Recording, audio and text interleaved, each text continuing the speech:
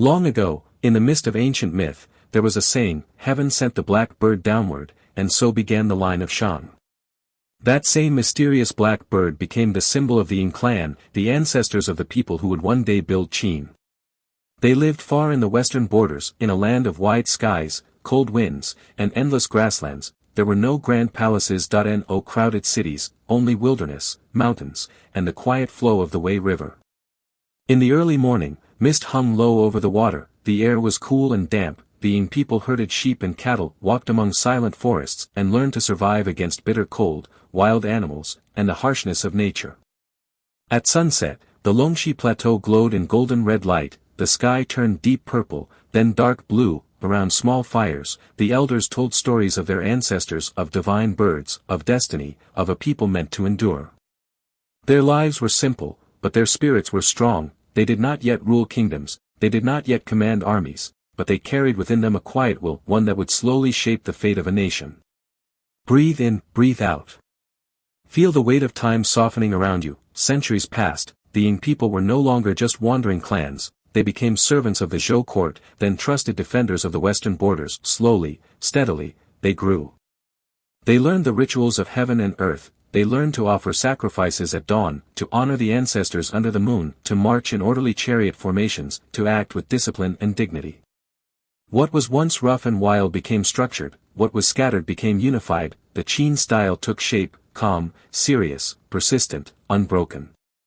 They did not rush for glory. They did not chase quick victories, they built, they waited, they prepared. Mountains surrounded them, rivers protected them, and within their hearts, a quiet ambition grew, not to conquer in anger, but to bring order to a broken world. As you listen, let your mind become still, let the rhythm of the story match the rhythm of your breath. Inhale, exhale.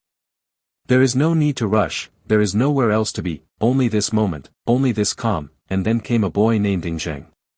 He spent his early childhood far from home, a hostage in the state of Zhao, days of quiet loneliness, nights of watching the stars alone, that he understood what it meant to be small in a dangerous world. When he finally returned to Xianyang, he was still young, surrounded by powerful ministers, hidden tensions, and silent struggles.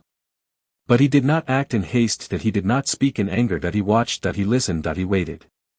Through long, quiet nights, he thought about the land, about the people, about the chaos of warring states, about a dream of one sky, one rule, one world. Many called him cold, many misunderstood his silence, but his heart held a vision larger than himself, a world without endless fighting, a land where people could live in peace. And so he waited, like the moon waiting for the night to deepen, like the spring waiting for the ice to melt.